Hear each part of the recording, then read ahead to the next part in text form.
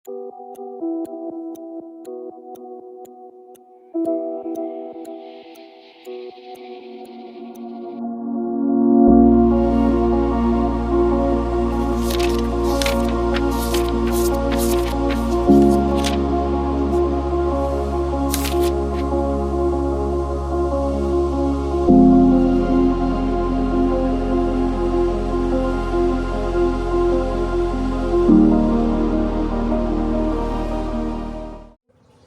semuanya, selamat datang kembali di Suara Negeri, sebuah podcast yang membahas banyak tokoh-tokoh fenomenal yang mengguncang sejarah Indonesia. Dan kebanyakan dari mereka nggak masuk di kurikulum sekolah atau buku sejarah nih. Di sini kita semua membahas itu semua dan yup, here we are, Suara Negeri.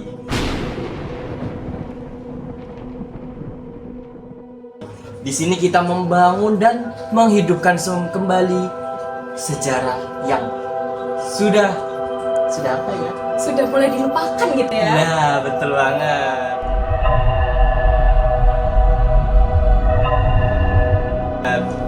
Nah, di sini kita tuh mau membahas soal aktivis jalanan, penyair jalanan yang suaranya tuh lantang di Orde Baru. Bentar deh Fauzan, kayaknya aku bisa tebak deh. Wiji Tukul bukan sih? Betul banget. Nah, sekarang kita mulai di awal-awalnya saja ya. Nah, Wiji Tukul ini lahir di Solo 26 Agustus 1963. Nah, sebenarnya ini namanya tuh bukan Wiji Tukul ya, tapi Wiji Widodo. Oh gitu. Dan Betul. kalau nggak salah keluarga itu sederhana banget nggak sih? Nah, Kayak iya betul banget. ayahnya tuh seorang tukang beca, ibunya baru cuci. Jadi ya sejak kecil tuh teman-teman Wiji Tukul tuh udah ngerasain kerasnya dunia orang yang ekonominya tuh ada di standar garis kemiskinan gitu loh. Betul banget. Nah, dari kemiskinan itu tapi dia tuh dia tuh pantang menyerah. Pantang menyerah. Fauzan. Nggak pantang menyerah maksudnya ya. Nah, di situ dia tuh sekolah di mana ya? Di SMKI. Jadi di situ tuh sekolah menengah Karawitan Indonesia. Nah, di situ ya nggak jauh-jauh soal seni, soal teater dan juga ya soal karya penulisan puisi itu juga diajarkan di situ. Tapi karena juga ekonominya kan lagi down banget, terus Orde Baru itu juga kayak lagi sulit-sulitnya ekonomi ya, itu jadi dia nggak jadi melanjutkan di SMKI.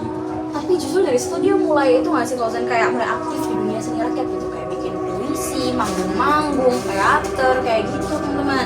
Nah, puisi-puisinya itu Fauzan dari yang Bilkis denger nih ya, itu tuh nggak rumit, jadi kayak langsung aja ke jatuh permasalahannya. Apa sih istilahnya zaman sekarang guys, kayak to the point gitu. Iya, to the point. Nah, disitulah keberanian Wiji Tukul yang bisa kita lihat saat ini. Oke, ya kita mulai balik lagi ke masa Orde Baru ya. Boleh. Nah, di saat masa Orde Baru ini masih kuat-kuatnya nih ya, masih istilahnya itu banyak orang yang terbungkam. Iya, bener Betul, banget. kayak. Nah, di sini Wiji Tukul ini sangat lantang sekali buat menyuarakan ketidakadilan yang ada. Disitulah Wiji Tukul mulai berperan. Wow, nah salah satu puisinya nih guys ya, yang paling terkenal itu judulnya Peringatan. Mungkin aku boleh bacain sedikit kali ya. buat Boleh. teman-teman. Oke. Jadi kayak gini nih isinya ya, keras banget. Apabila usul ditolak tanpa ditimbang, suara dibungkam, kritik dilarang tanpa alasan, maka hanya ada satu kata, lawan. Wah. Wih, bagus. Itu bikin para pemuda yang baca saat ini tuh langsung ternyata dulu itu sangat-sangat beda sama tahun sekarang ya. Iya. Betul banget. Itu bikin seperti ada bom waktu.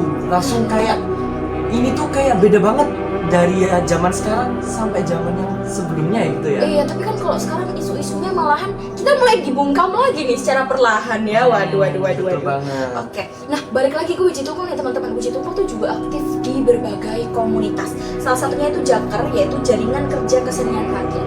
Wiji Tukul nih, mungkin teman-teman tuh mikir gini ya, orang ini kayak nulis doang deh, ngomong doang gitu, aksinya apa? Enggak teman-teman, Wiji Tukul tuh langsung turun ke jalan bareng sama siapa? Ya bareng sama rakyat-rakyat kecil waktu itu kan. Kayak langsung turun. Bener banget. Betul. Take action guys, nggak cuma ngomong doang. Enggak. Action itu perlu banget ya.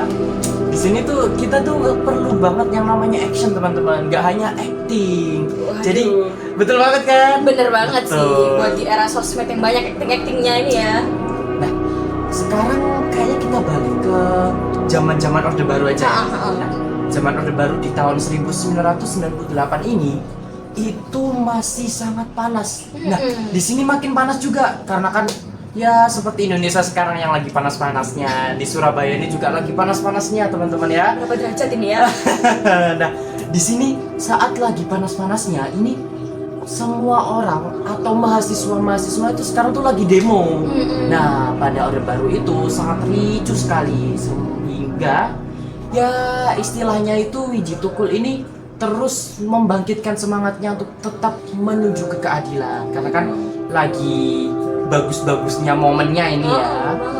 Tapi dari pemerintah sendiri tuh sudah menarget Wiji Tukul buat ditangkap, diculik dan akhirnya dia menjadi sasaran pertama sebelum ada demo tersebut. Wah, berarti Wiji Tukul tuh kayak bisa dibilang kayak Bung Tomo versi Orde Baru gitu ya. Ah, iya betul. Waduh. Nah, teman-teman nih, akhirnya dan sayangnya juga sih ini ya Fauzan ya. Di Mei 1998 Wiji Tukul tuh dinyatakan fix hilang.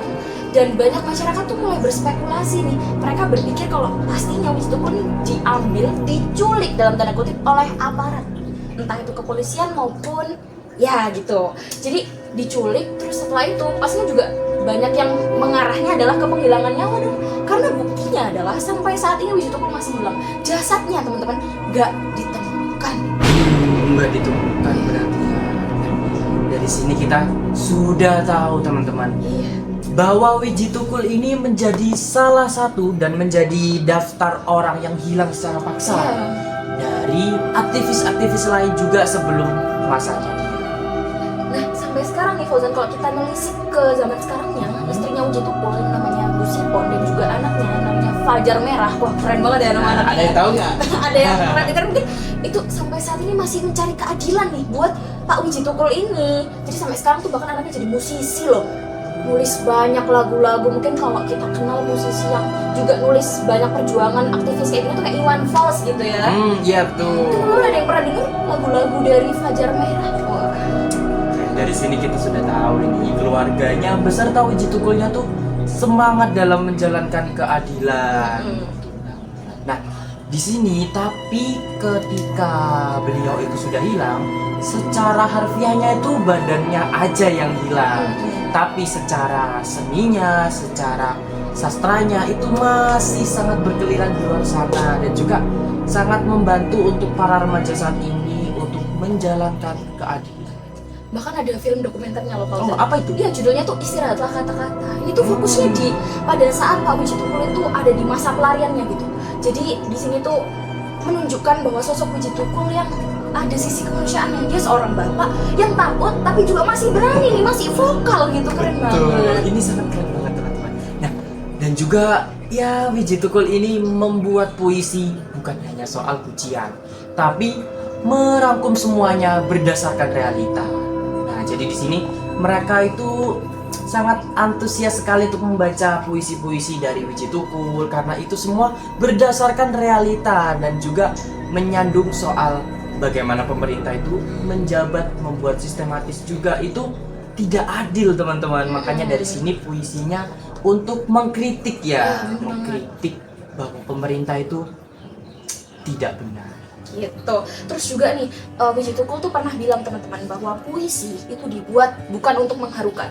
Puisi itu dibuat untuk menggerakkan. Dan benar kan terbukti sekarang banyak dari kita generasi muda yang jadi lebih vokal, berani bersuara teman-teman. Ya betul banget. Jadi kita sebagai generasi muda ya udah sepatutnya ya untuk mengenang perjuangan dari Wiji Tukul gitu, seorang simbol keberanian untuk menyuarakan kebenaran gitu.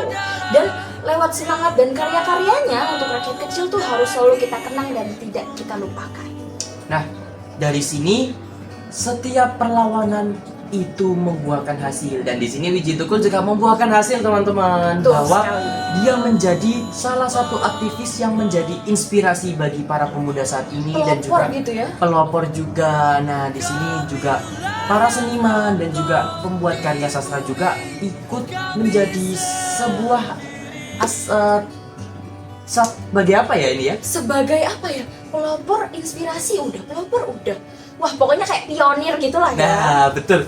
Nah, si Wiji Tukul ini sebagai pionir juga bahwa seorang seniman yang baik itu adalah berdasarkan hati dan realita yang ada. Jadi sekarang bahwa banyak seniman-seniman di zaman-zaman sekarang itu kayak ingin banget untuk seperti Wiji Tukul, menjadi seseorang seniman yang ingin membela kebenaran dan keadilan. Inspirasi juga pastinya. Betul, dan juga banyak banget sih untuk sekarang seniman-seniman yang sudah membuat karya atau membuat puisi, membuat cerita teater ataupun yang lainnya itu berdasarkan dari sistem di negara ini. Ya, sistem pemerintahannya yang kadang dalam Ya. tanda kutip bobrok gitu ya. Iya, betul. Oke, jadi kayaknya bincang-bincang hari ini udah, wah, kita kupas tuntas ya mengenai Iya, Wiji betul Tukul banget. ini ya.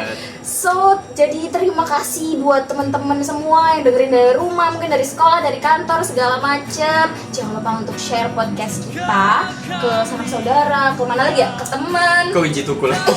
Waduh, kita kirim doa bareng-bareng ya. Kita kirim Al-Fatihah buat almarhum Wiji Tukul. Nah, sekian dari kita. Thank you guys for watching. Terima kasih sudah mendengarkan dan menonton.